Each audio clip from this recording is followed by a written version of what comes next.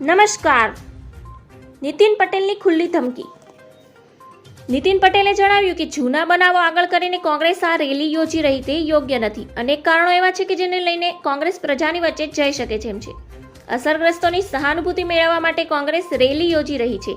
કોંગ્રેસની ન્યાય યાત્રા મુદ્દે ભાજપના નેતા નીતિન પટેલ કોંગ્રેસ પર આકરા પ્રહારો કર્યા છે. તેમણે કહ્યું કે આખા રાજ્યની શાંતિ ડહોળવા માટે કોંગ્રેસ ન્યાય યાત્રા કાઢી રહી છે અને મારી દ્રષ્ટિએ અત્યારે રેલી યોજવી અપ્રાસંગિક છે. વધુમાં તેમણે કહ્યું કે તે મુદ્દાને લઈને રેલી યોજવામાં આવી રહી છે, જેના પર સરકાર અને હાઈકોર્ટ પગલાં લીધા છે. રાજકોટ ગેમ ઝોન દુર્ઘટના પીડિતોને ન્યાય આપવા માટે કોંગ્રેસ ન્યાય યાત્રા યોજી રહી છે. તેમજ કોંગ્રેસની ન્યાય યાત્રામાં રાહુલ ગાંધી અને સોનિયા ગાંધી આવે તેવી શક્યતાઓ છે. નીતિન પટેલે જણાવ્યું કે રાજ્યમાં હાલમાં કાયદો અને વ્યવસ્થાની કામગીરી સારી થઈ રહી છે. વર્તમાનમાં ખેડૂતો અને ખેતીની મોસમમાં ખૂબ જ સક્રિય છે. તેમજ વેપારીઓને પણ સારા ધંધા ચાલી રહ્યા છે. સમગ્ર રાજ્યમાં શાંતિ ડોળવા માટે કોંગ્રેસ ન્યાય યાત્રા નામે યાત્રા કાઢવામાં આવી રહી છે. ધન્યવાદ. જય હિન્દ.